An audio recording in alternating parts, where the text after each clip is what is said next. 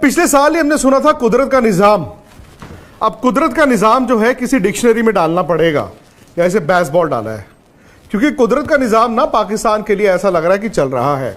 आपने आज का मैच देखा होगा भाई, वक्फे पे जब एक टीम ने 401 रन बोर्ड पर लगा दिए तो हर कोई, हम भी आप भी यही कह रहे थे कि ये क्या हो गया पाकिस्तान को, ये कैसी सोच है, दे पिटाई दे पिटाई दे पिटाई। पर न्यूजीलैंड पर सवाल उठता है अब, जो टीम 401 रन बना के भी मैच हार जाए, भाई वो टीम तो जाना डिजर्व नहीं करती सेमीफाइनल में।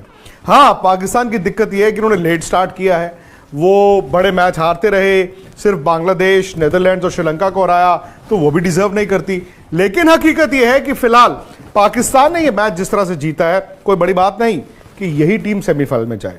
इक्वेशन अभी भी मुश्किल है, लेकिन बात पहले आज के मैच की। वो जो बरसात आई उसने थोड़ी देर के लिए न्यूजीलैंड की हेल्प की, लेकिन दोबारा जो बरसात आई उसने ही न्यूजीलैंड के लिए जो मैच था वो दफना दिया। भाई आप 402 चेज कर रहे थे, अब्दुल्ला शफीक आउट हो गए थे, लेकिन फखर जमान ने जिस तरह बैटिंग करनी शुरू की, और फखर जमान की बैटिंग आपको 90s की बैटिंग की तरह दिखी होगी, जैसे सईद अनवर खेलते थे। मुझे तो फखर जमान को खेलते देख ऐसा लग रहा था कि सईद अनवर ही बैटिंग कर रहे हैं, सईद अनवर ही बैटिंग कर रहे हैं। बाबर थोड़ा स्लो थे टू बिगिन विद, लेकिन एक इंटेलिजेंट नॉक थी, वो कप्तान की जिम्मेदारी वाली पारी थी। वो जानते थे कि अगर फखर जमान छक्के मार रहा है तो मुझे छक्के मार के कुछ नहीं मिलना है, मुझे सिर्फ स्ट्राइक रोटेट करनी है, भले ही मैं 4 गेंदे एक्स्ट्रा खेल लूं, क्योंकि शायद वो कॉन्फिडेंस उनको था कि फखर खेलते जाएंगे।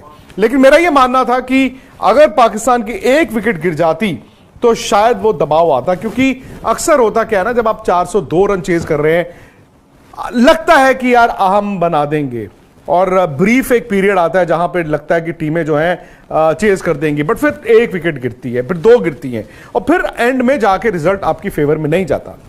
इसीलिए जो बरसात हुई, जो पहले 1 घंटे की बरसात हुई, फिर टारगेट रिवाइज हुआ, 41 ओवर में 342 बनाने हैं, वहां पर पाकिस्तान का नुकसान था।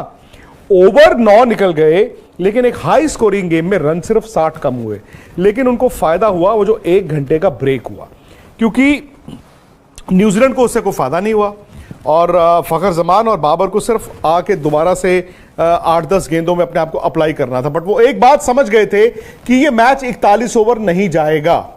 यहीं पर न्यूजीलैंड ने चूक की, क्योंकि पाकिस्तान जानता था कि भी बरसात दोबारा आएगी, हमें सिर्फ डकवर्थ लुइस में आगे रहना है और इतना मार्जिन लेके चलना है कि हम 41 ओवर नहीं सोच रहे, हम 41 ओवर में 342 नहीं सोच रहे, हमें सिर्फ डकवर्थ लुइस में 10, 15, 20 रन का जो इजाफा है वो करते रहना है। यहां पर न्यूजीलैंड के कप्तान केन विलियमसन ने मूर्खता की, सबसे बड़ी बेवकूफी की। वो जानते हैं बरसात ऐसा नहीं है कि अचानक से गिरती है, और कवर्स भी ऐसे नहीं है कि अचानक से प्रकट हो जाते हैं। आमतौर पर आप भी टीवी पे मैच देखते हैं, वो बूंदें गिरनी शुरू होती हैं, वो हल्की हल्की हल्की हल्की बूंदें गिरनी शुरू होती है, फिर कवर्स आते हैं and then they go off. और मैं जब मैच देख भी रहा था तो वो लग रहा था कि बस यार ये 5-7 ओवर की गेम है। वहां पर उन्होंने क्या किया, ईश सोडी को शेरों के सामने डाल दिया। अब ईश सोडी लेग स्पिनर हैं और उनके सामने फखर जमान। उस ओवर में आए 20 रन, 20 रन आए उस ओवर में, और पाकिस्तान जब बाहर निकला उसके बाद तो बरसात इतनी हुई कि मैच होना ही नहीं था, 21 रनों से जीता है। सो बात वहीं आ जाती है कि न्यूजीलैंड ने भी तो पाकिस्तान के हाथों में खेला। पाकिस्तान ने द मोमेंट न्यूजीलैंड पे दबाव बनाया, न्यूजीलैंड जो है वो क्रैक कर गया। अब न्यूजीलैंड टीम का भी देखा जाए तो भाई अभी भी लगता है कि वो सेमीफाइनल में जा सकते हैं, क्योंकि नेट रन रेट पर अगर आप नजर डालें और पॉइंट्स टैली पर नजर डालें तो भाई टेक्निकली अभी भी 3 टीमें हैं, न्यूजीलैंड, पाकिस्तान, अफगानिस्तान, ये तीनों टीमें हैं। अब अफगानिस्तान इनसे आगे है, क्योंकि मैच भले ही वो 4 जीता है लेकिन खेला 7 है।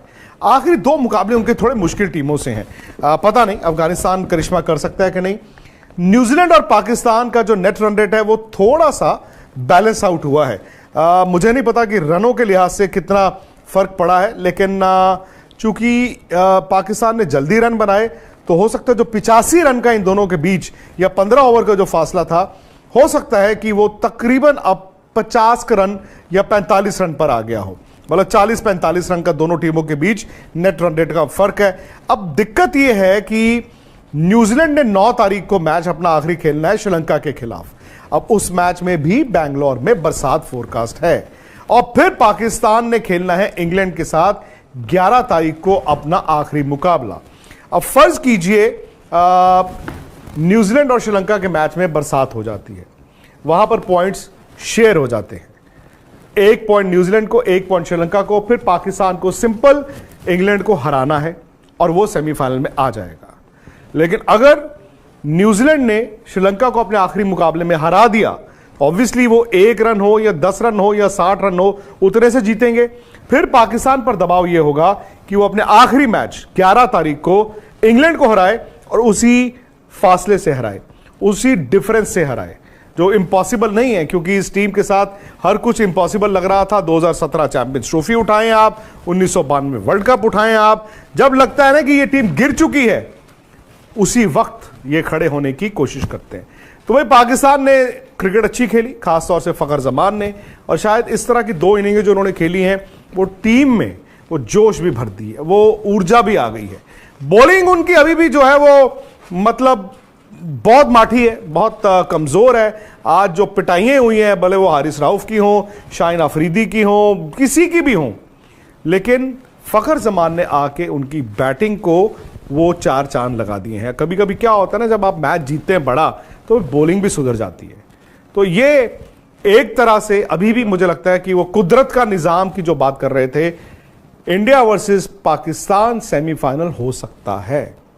पहले मैच के बाद लगा ये पाकिस्तान तो दूर दूर तक नहीं है, लेकिन अब अगर इंडिया कल साउथ अफ्रीका को हरा दे और पाकिस्तान चौथी टीम बन के आ जाए, तो फिर कोलकाता में 16 तारीख को ये दोनों टीमें आमने सामने हो